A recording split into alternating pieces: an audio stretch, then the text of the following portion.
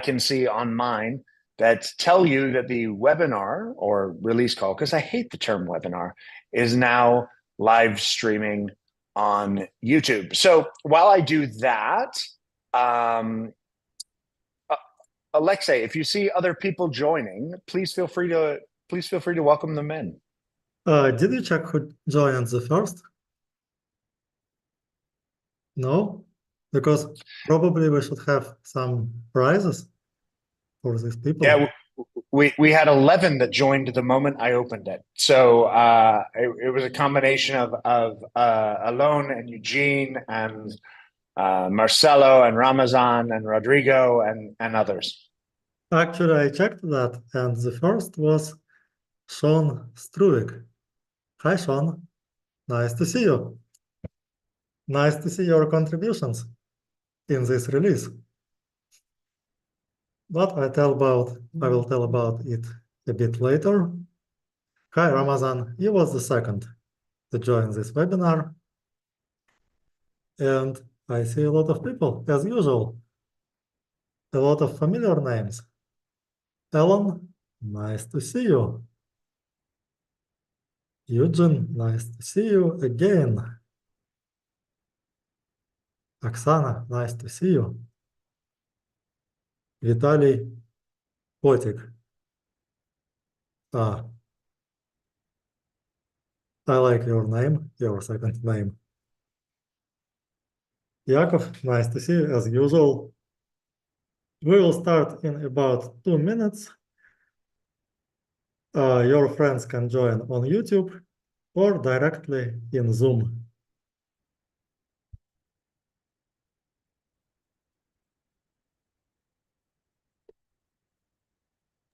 And the YouTube link is indeed shared via our Twitter, our LinkedIn, in our community Slack, which if you're not part of, you should totally join because there's a bunch of people who care deeply about ClickHouse talking about it all day, as well as on Telegram.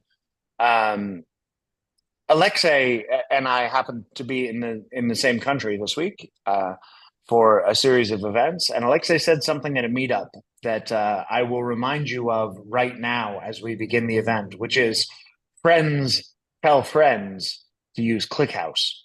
Friends also tell friends to join the monthly ClickHouse call.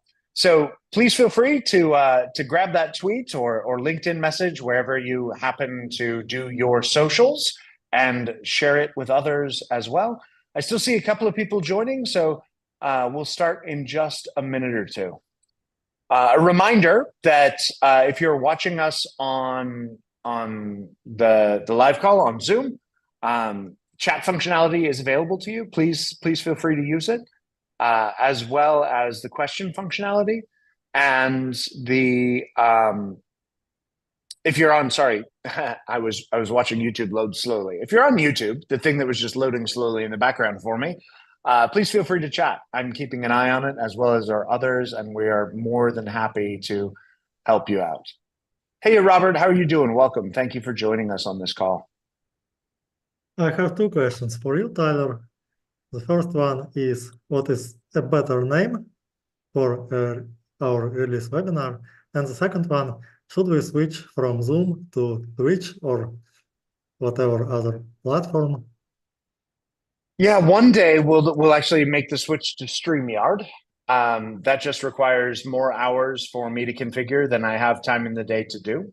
But that's probably what we'll switch to so that people can watch it in their platform of choice, including, like, as we found out recently, a bunch of people love to watch live streams on LinkedIn. Imagine that. And a better name than release webinar would be what I've been calling it in social promo recently, which is our community call. Yeah, Okay. Brenda had a good shout out, which is Twitch, and StreamYard would also allow us to do a Twitch simulcast as well.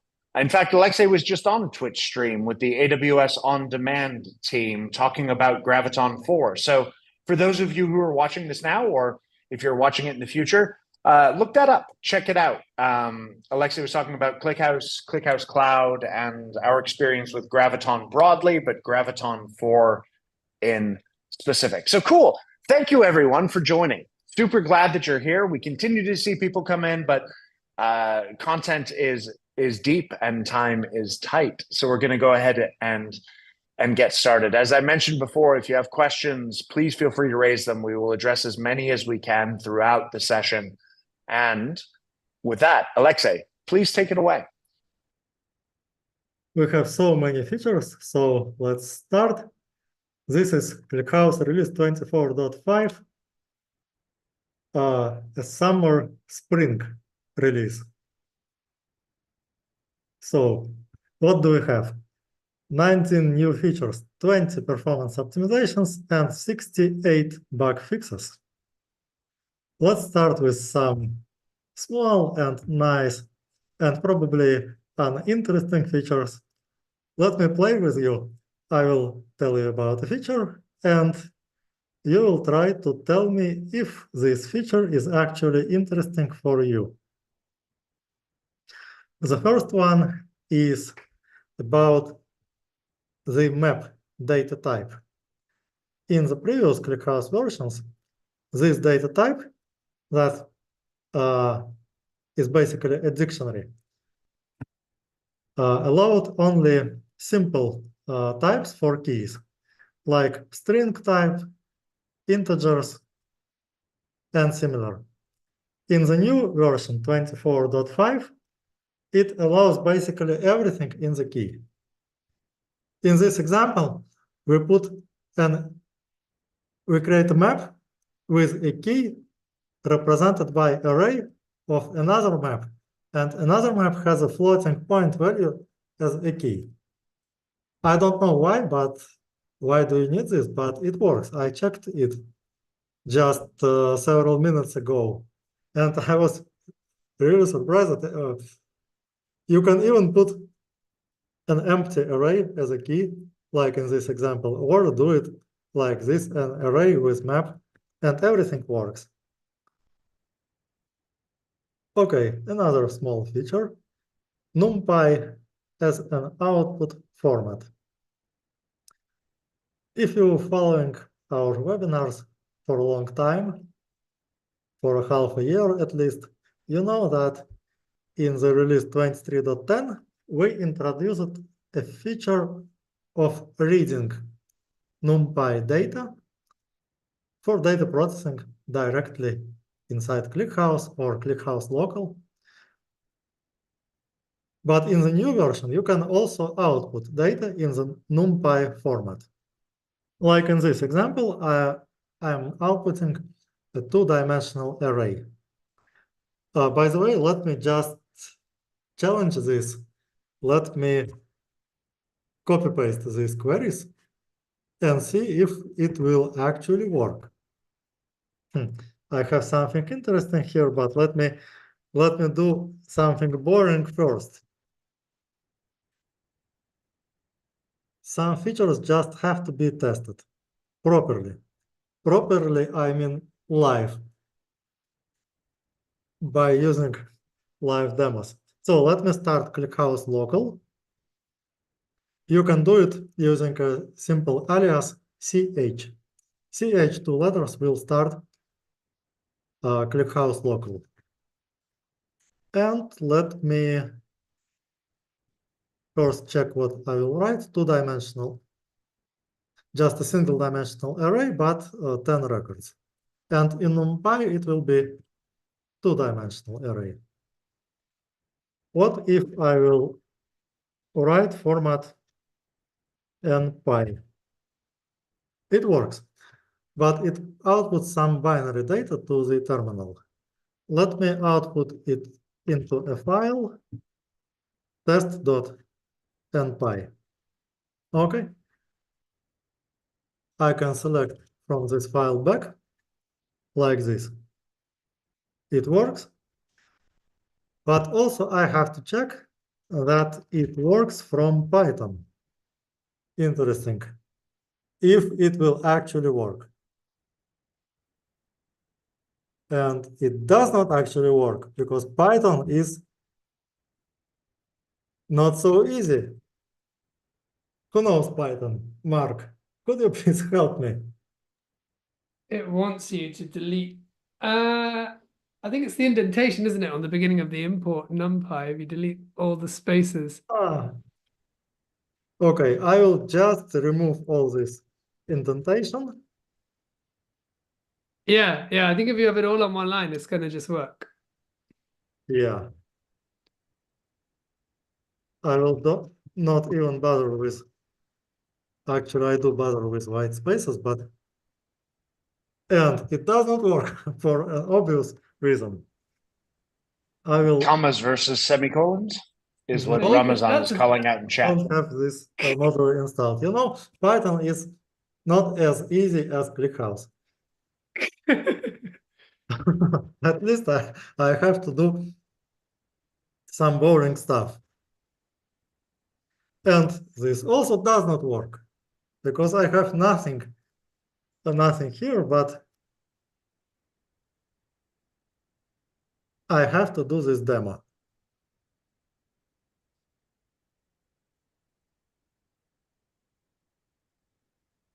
It wastes my time, but I have to do it.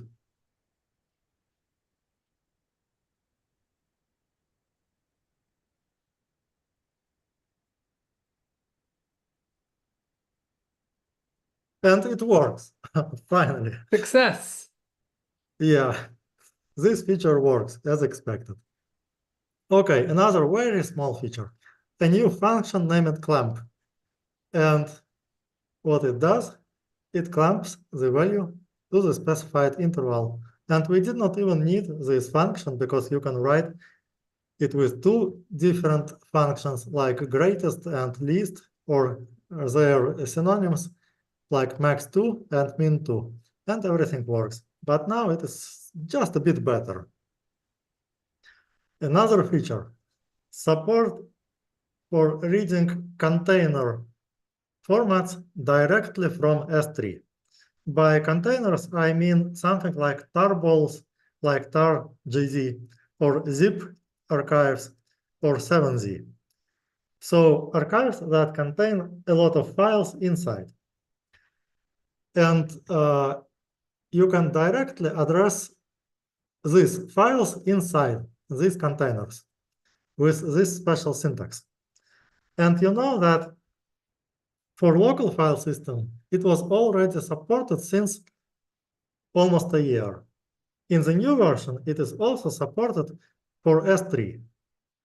And I can write something like this.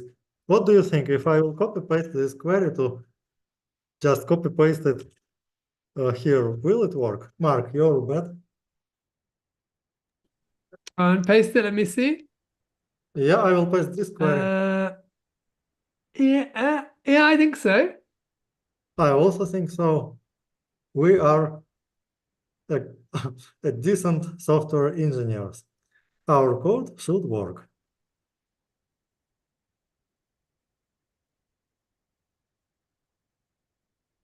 Nice. This is a proof that we are actually... Show the how you can set like the format to be 1 if you want to get a list of all the files.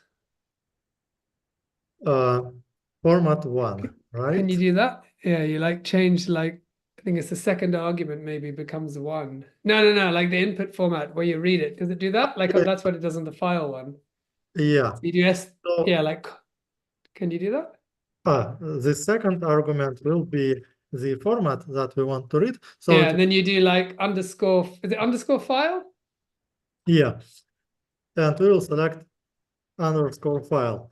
So the format 1 will interpret every file as a single record. And for each of these records, we will output the file name.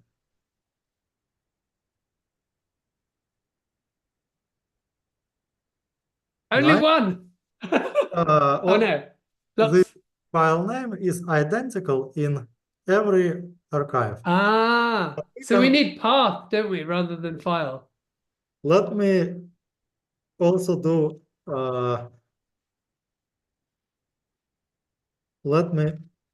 this.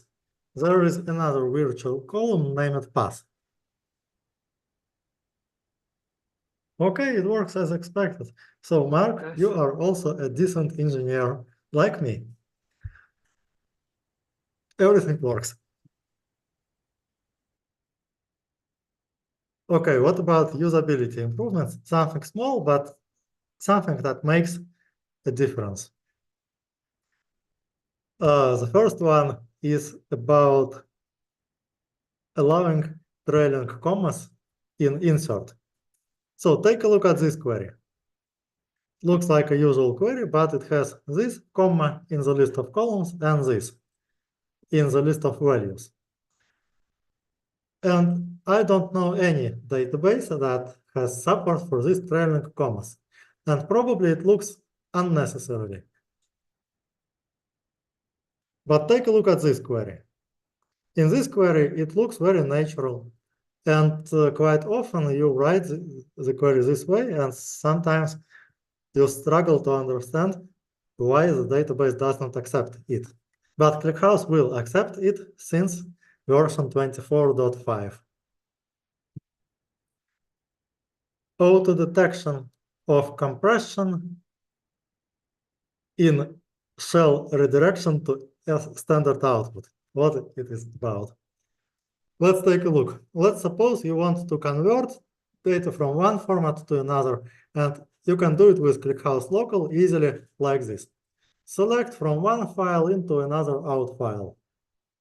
In this case, ClickHouse will automatically detect the data format of the input file, of the output file, it will be CSV, and the compression of the output file. It will automatically compress data in gzip or ZST or XZ or BZ2, whatever. Everything works. And now it also magically works if you run this command as usual, but redirect to a file. It will automatically introspect which file it is redirected and extract compression from its name. Okay, another very small feature, really small. A bit, just a tiny simplification of command line arguments. Let's take a look how to write hello world in ClickHouse. And in databases, hello world is actually select one. You can do it like this, ClickHouse dash local dash dash query select one. The best case. Instead of dash dash query, you can write simply dash q. You can also pipe a query to standard input. You can write ClickHouse whitespace local instead of ClickHouse dash local. It works. You can use a simple alias ch. Ch means ClickHouse, and it will also work. It will also accept to standard input. And there is a small improvement. In the new version, you don't have to even write -q. You write just ch and your query. This is nice. And this is even nicer.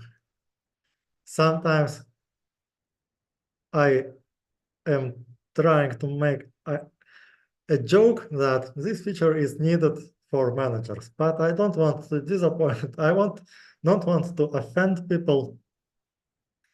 So I will not use this joke, but I hope you will understand it. Okay, so typically a string literal in a query is put into this type of quotes. But what if you open a document in Google Docs or in text like notes editor on your iPhone, and you write this query, and suddenly the quotes became like this one. Nice quotation marks in English style. Maybe it is even British style marked. Do you know how to say it properly? No, I don't even know how you get it into that second format unless you, I'm trying to think, where was I pasting it? I was doing it today and I kept on getting that. think maybe Slack. Slack might convert it into that style as well. Yeah, maybe even Slack. But if you open Google Docs, you will get this result. Maybe we should name it like classical Oxford style quotes. The point is that it works. I will not show a demo, it is quite trivial. What about performance optimizations? The first one is about parquet optimizations.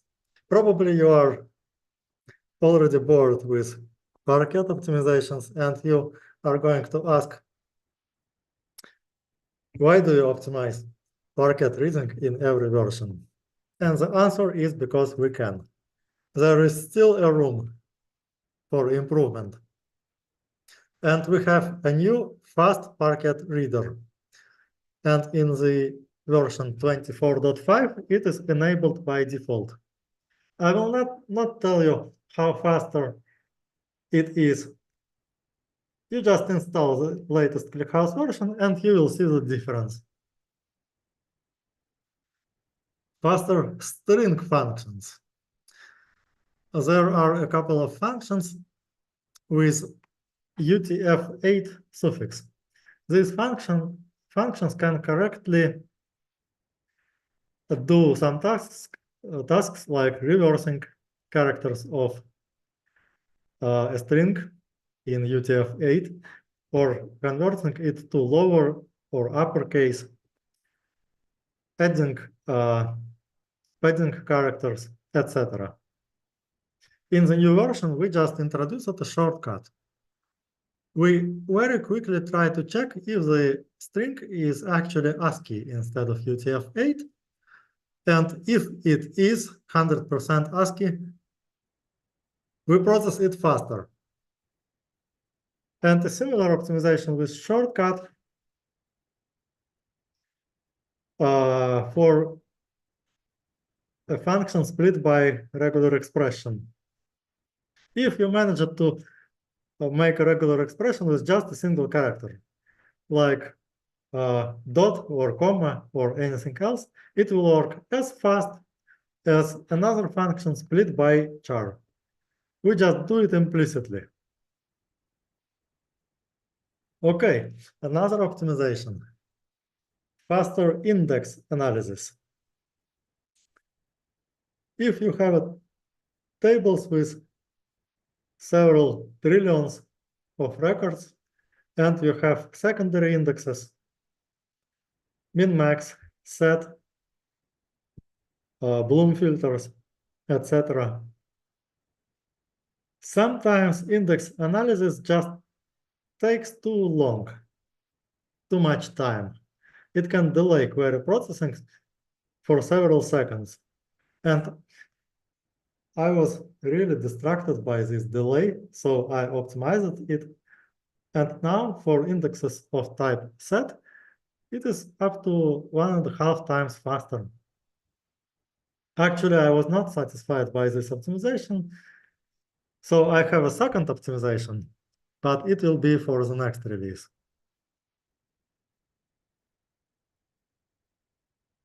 Improvements for index analysis. In previous versions, if you compare a column of type date time or date with an index, like part of the primary key, with a constant of type date time 64. Something like time equals to now 64 minus interval 3 day, something like this. And in that case, index analysis did not work. I was really disappointed with this case, so I fixed it. Now it is not a problem. And we have faster group by. In a very special case, when the key or keys fit in just 16 bits. The process of merging the state of group by from multiple parallel threads was optimized, so now it is faster. How many performance optimizations do we have?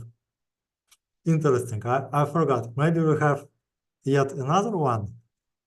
Yeah, we do. Faster matching of globs for reading from S3. Let's imagine you are reading from S3 something like this. You have a path with some prefix and some template. And here is just a list of possibilities, and here is a wildcard. In the previous version, all of this was matched as a regular expression over all the files inside this, under this prefix. But it was suboptimal because we can limit ourselves and generate these three prefixes and use this not as a regular expression, but as a generator. And in the new version, it works exactly like this. If you have not just three, but a million of such prefixes, it will be probably 100,000 times faster. It will match against this suffix under generated prefixes. Okay, I hope I explained it. Oh, another performance optimization, faster merges. Faster merges involving sparse columns. If you have columns that are mostly set to default values, like empty strings, zeros, etc., ClickHouse will automatically switch to an optimized data format named sparse. And queries will automatically benefit from this format by optimizing function evaluations, expressions. And now it will also optimize merges. Okay, I hope it is the last performance optimization, but let me check. Okay. Now about something really interesting. Even more interesting than everything before. And this is a new data type, a new experimental data type named dynamic. It is needed to support semi-structured data. And it is similar to the existing variant data type that we introduced just a few releases ago, but it is dynamic. So when you use variant data type, it works like a discriminated union of the types that you explicitly list. This variant data type will only support values of type string, uint64, and array of string. In comparison, the new dynamic data type will automatically add data types as soon as you insert the data with these data types. It will automatically extend itself. If you insert a string, it will add string to the list. And this list is managed implicitly. Let me show you some examples. In this example, we create a table with dynamic data type and insert a few values. A few values completely different. One is just a null.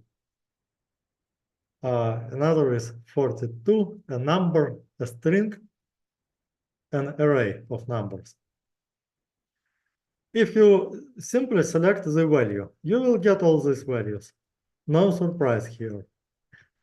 You can also examine the actual internal data type, and you will see that this data type is inferred and preserved correctly for every value.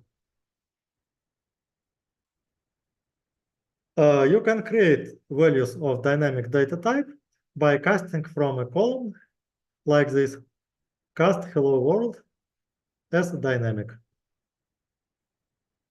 Or you can create a variant column, for example, using a multi-if function. Multi-if function will automatically return variant if this setting is enabled. But you can also cast to a dynamic data type, and it will be simpler. In the same way, you can examine which data type is being used.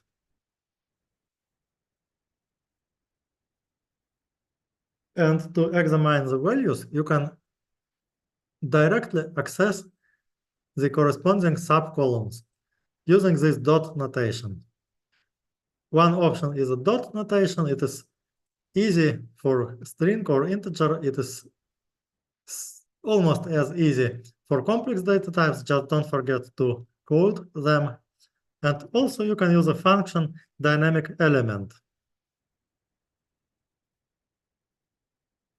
And if you use this subcolumn access, it will only read the corresponding data from disk. So if you read integer data types, these integers will be stored together, but separate from other subcolumns. And if you read something like this, it will not read other subcolumns. It will only read the specific subcolumn you query. It even supports type inference from data formats like JSON, JSON lines, JSON each row. You can see it in this example using a select from format.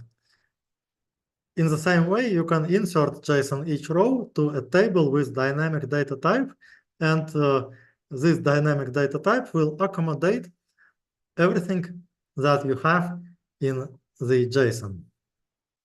It works just as needed. And why do we need it?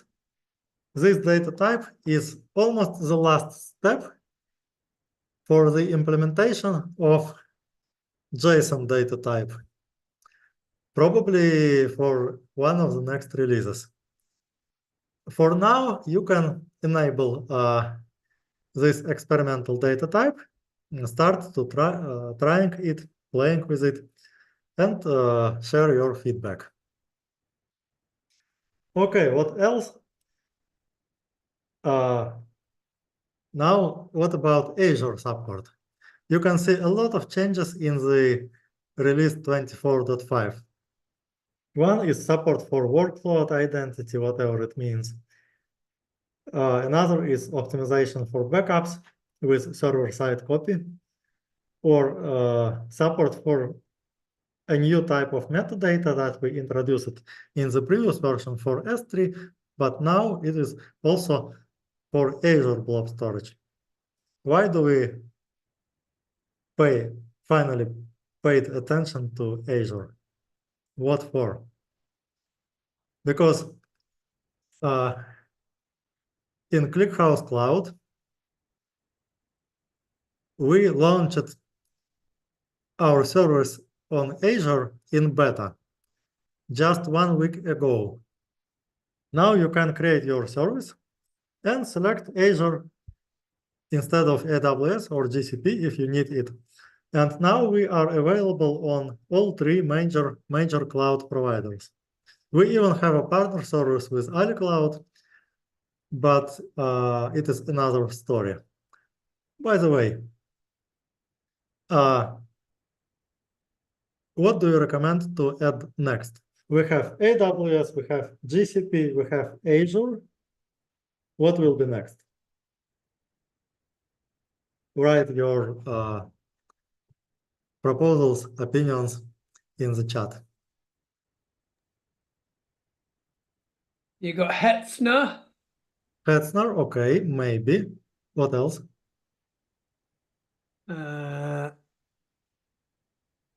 Serverless. OVH on-premise with VMware. Let's have a look at that. Okay, maybe we should do it. Maybe we should even extend our service to private clouds. if a company has a large private cloud installation, it makes sense. There are a lot of ideas.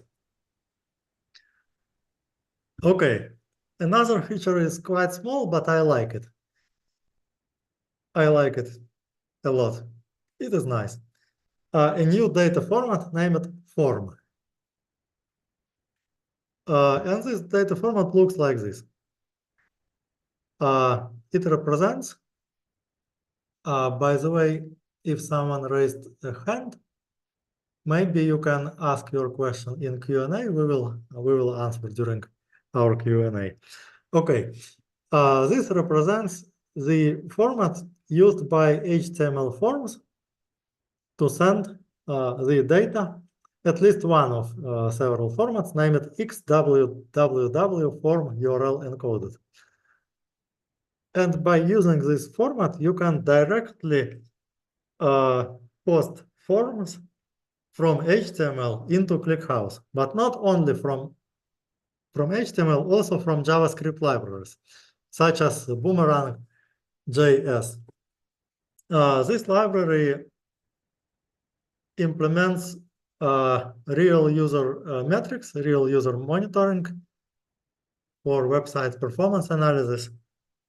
And it sends data with a beacon. Beacon is such a thing in JavaScript. I will not dive into details using this format. So now you don't have to implement any backend. You don't even have to do whatever serverless Lambda function in AWS or in Cloudflare to just transform data from one format to another. Just connect it directly into ClickHouse. That's it. Okay. And what is also very nice is improvements for joins. And you will see these improvements in every ClickHouse releases.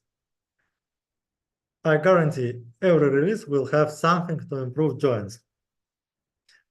And in this release, we have an option to compress the data for cross-join in memory. If you join really huge tables and do a full product, cross or comma join, if the right table does not fit in memory, try to enable this setting and it will be compressed and most likely it will fit. And the compression is really lightweight, so the performance will be most likely the same. But if it will be not enough, we also have on-disk processing for cross-join.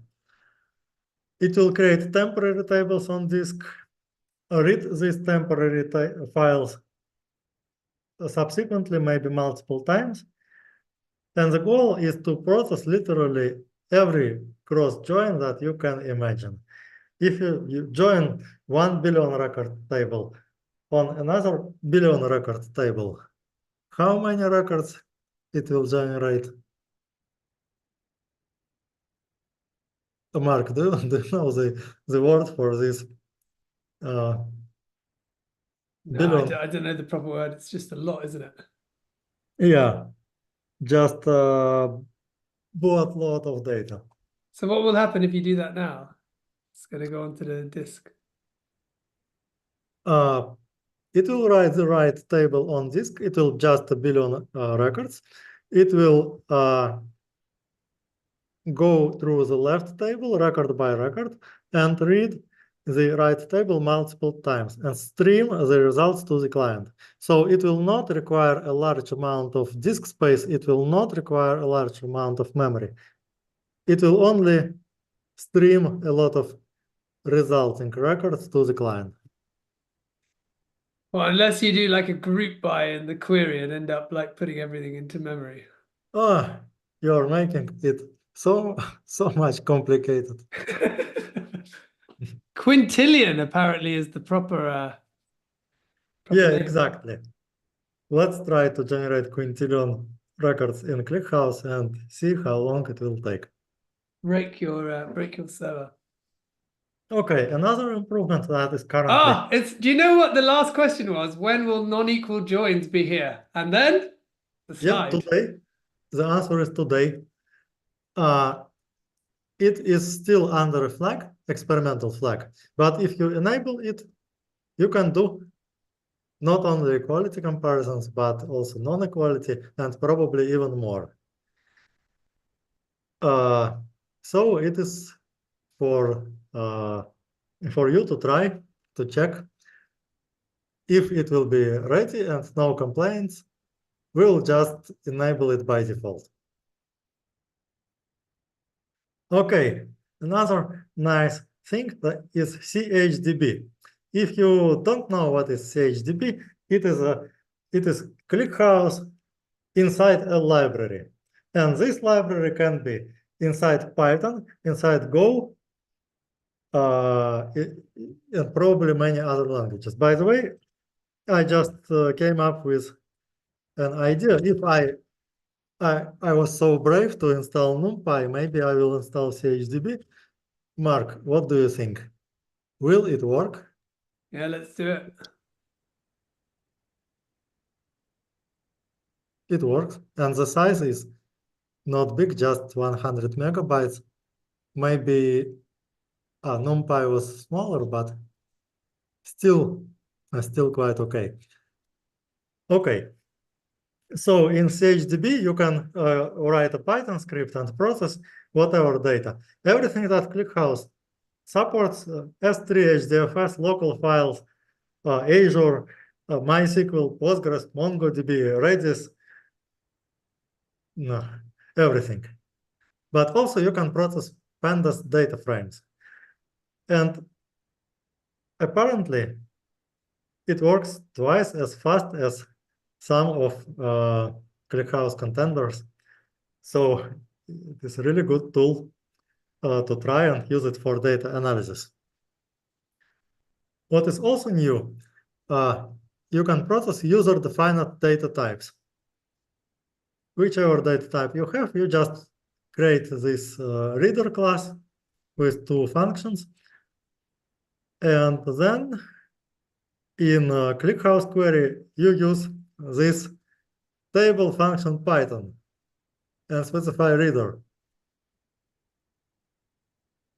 I struggle to guess how Oakston made it working.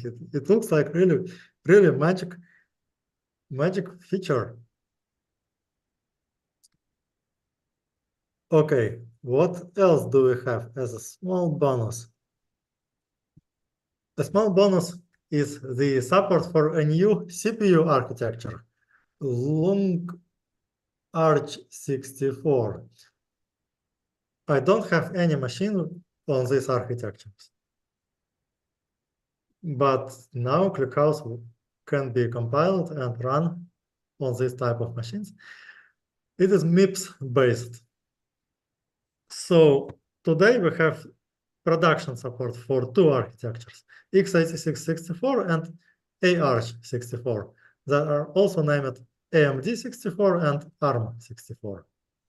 And we have experimental support for 3 and now 4 architectures, RISC-V, PowerPC, S390X from IBM, and now Long Arch 64. Okay. What about integrations? The biggest one is the support for AWS Kinesis, how to pronounce it, in ClickPipes. If you use ClickHouse Cloud, you will find ClickPipes. It is a nice tool to connect to different data sources for streaming import, including Kafka, including S3 buckets, and now Kinesis. And by the way, for Kafka, you can explicitly set offsets. You can use metadata columns such as timestamp, headers, topic, offset. Okay, what about business intelligence? We have updates for Metabase and Tableau. What about data transformations? We have an update for DBT, and we have updates for every programming language, Java, Go, and Python. It is made possible thanks to many contributors to our integrations. What else do we have? If you scan this QR code, you will find a Twitch stream about a new CPU architecture on AWS. How it compares on real-world workloads. If you open our blog, you can read about the previous week. The previous week was our launch week in the cloud, and we launched the new SQL console, API endpoints. This is pretty nice. When you do a select query, there will be a button, create an API. Just a single click, and API will be ready for you. Flexible backups configuration. Official certification for ClickHouse. You could be self-confident, or you could have an imposter syndrome. But anyway, just sign up for this course and all problems will be solved. We have interesting articles with in-depth comparison with Elasticsearch, because Elasticsearch is typically misused and many other technologies are misused. When I talk to a customer and I ask which database do you use, and they answer something that is not ClickHouse, I tell them that probably you are misusing this technology. Okay, now we have 10 minutes for questions. All right. Question number 1. Any plans to support ClickPipes with NATS Jetstream? Currently, there are no specific plans. There is no specific schedule for supporting NATS in ClickPipes. But we are prioritizing this according to customer requests. Okay. Kinesis was the first one, the most requested. Probably not the first, but the second one after import from S3 buckets. So we implemented them. Now Yeah, that was about a month ago, wasn't it? S3 buckets. That was quite recent. Yeah, about a month ago. Now we have plenty of options. One option is NATS. Another option is RabbitMQ. Another Apache Pulsar. Another SQS. And if NATS will win by customer requests, we will implement it first. Okay, next one, which is a similar question, I suppose. PubSub. Have you heard of anybody asking that? ClickPipes? Maybe. So it is like the next step. If we supported AWS Kinesis, it is only for AWS. Why don't support PubSub? Probably the next will be PubSub. Okay. Are there any plans to extend parameterized query support to DDL queries? Yes, and actually we already do it for some of DDL queries in some places, like table name. If I recall correctly, you can write something like create table, this curly brace, name, colon, identifier, and it will be parameterized by the table name.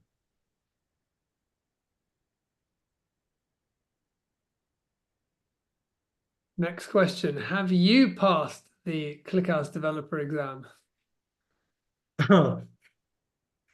I cannot say yes and I cannot say no. Does that mean you haven't done it? Yeah, I did not go through this exam.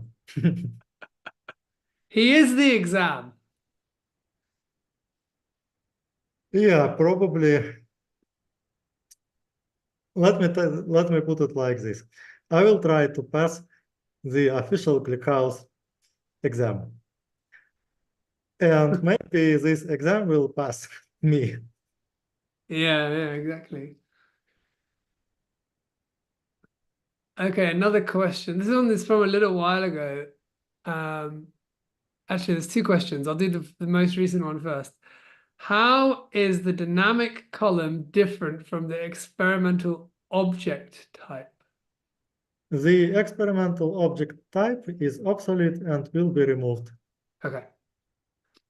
The And then the next question is, how is the dynamic data type stored on disk in an efficient way? it stores every different data type separately as a subcolumn. Ah, So if you have an integer and a string, there will be two subcolumns.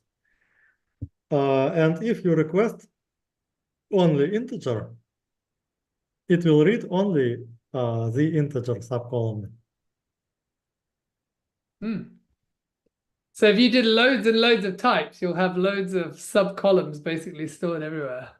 Mhm. For that. There is a parameter, like a safety parameter, to limit the maximum number of data Okay. types, for example, by 10. But it's not a problem if you will have hundreds of data types. 100 subcolumns is quite okay. So at the moment, if you were trying to store JSON into ClickHouse, would you use the dynamic or would you use the variant? Actually, I will spend maybe 1 hour more, and I will use type inference to specify these types in advance. I will use Okay. tuple, named tuple with nested named tuples. If our JSON data is mostly uniform, it will be better. Okay. Next question is, does map still have linear search complexity? Are there any plans to improve that? Yes, it has linear search complexity. It has to read all the keys from disk because these keys and values are stored together. If you have 1,000 of keys and you only need one, it will be still a span of 1,000 values to read. But there is one interesting feature in development, probably for one of the next versions, named sharded map. And this feature, sharded map, does exactly what is expected. It will split different keys to different files on disk. So when you request a key, only a subset of files will be read. Okay. Next one. Are there any plans to support modifying the sort key by adding existing columns? I understand sort key modification only for newly added columns. Not yet. Okay. It is quite hard to do. It requires resorting data after these changes. Okay. It is a complex operation, so we decided to not support it for now because we want either a good implementation or no implementation. And then another one on dynamic type. Are there any caveats? But yeah, like things to keep in mind when you're using the dynamic data type. You have to enable experimental flag, and basically when you do it, you are losing your guarantee. By the way, there is no guarantee, so don't worry about it. It is currently for evaluation, it will be enabled by default without a flag, but most likely after we will introduce this JSON data type. Okay. Another question, this one might be more for Tyler. Any discounts for passing the developer exam for cloud customers? I suppose we could also say maybe for people attending the webinar, maybe we can do something for them. Or for attending a meetup, or for Or for a meetup? meeting us at a booth at a random event that we happen to be at. As of right now, the answer's no, but it is something that we're working on and something that we'll keep looking at. So I shared that question for the person who asked it. I won't call you out by name. I shared that question internally, and I'll get you an answer. I have your name flagged, and I'll follow up with you directly. I can tell you secretly that the best time to ask for a discount is when you did a successful POC.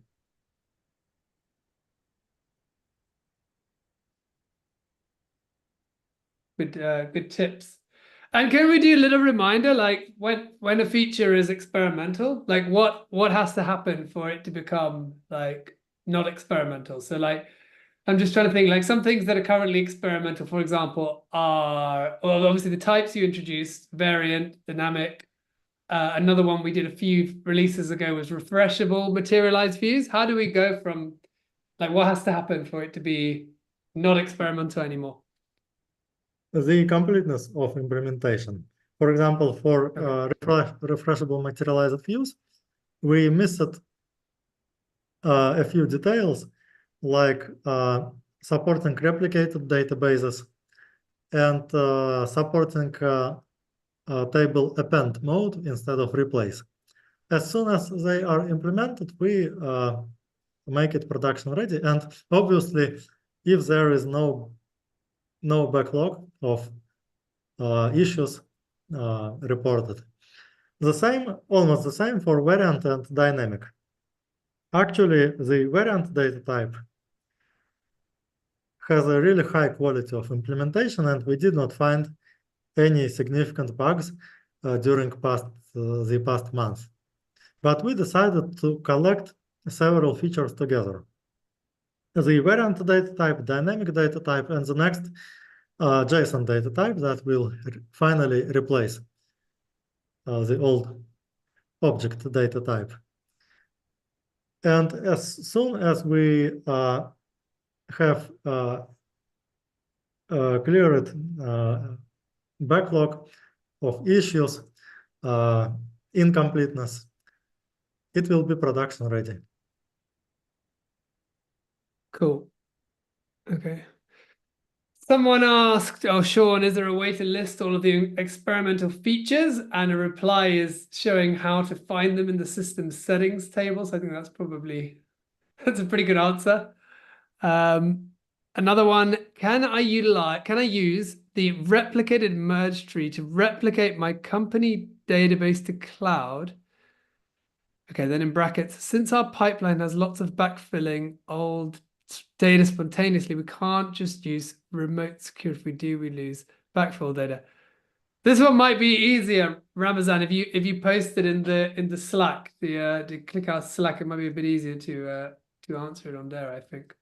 I can answer right You're now. gonna do it anyway. All right, go for it. It is not possible to use replicated merge tree for this purpose, because replicas of replicated merge tree have to be connected to the same keeper cluster. And there is it is not possible to connect to keeper cluster in the cloud from your self-managed service.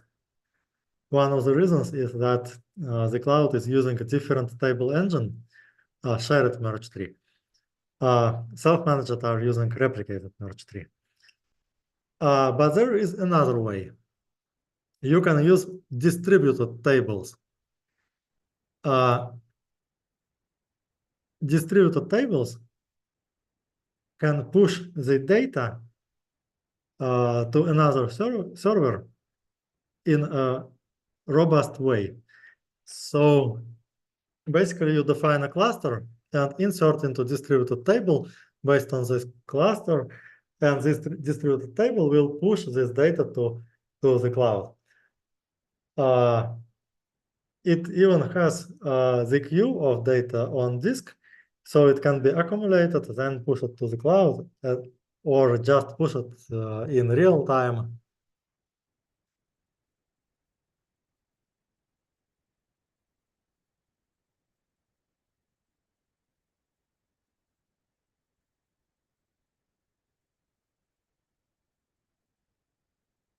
Oh, sorry, muted. I don't think we got any more questions, so let's go back to Tyler. Well, yeah, which is well timed because we're actually just at the top of the hour as well. For those of you who have joined, thank you as always. Alexei asked at the beginning of this call, what is a better name than release webinar? And I said community call. Fundamentally, it's you, the community, that makes this call interesting. We could build amazing database features in isolation, but until someone uses them, they don't have as much meaning as we would hope. So use the features of 24.5.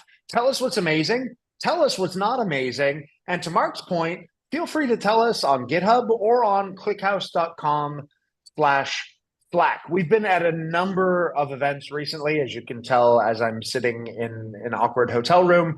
We're going to be at more in the near future. So if you happen to be in Stockholm or Madrid next week, we look forward to seeing you in person. If not, and we're in a city by you for an event or a meetup, please make sure that you reach out, that you join in with the community. And as I said at the beginning, friends tell their friends to use ClickHouse. Thank you so much. We look forward to seeing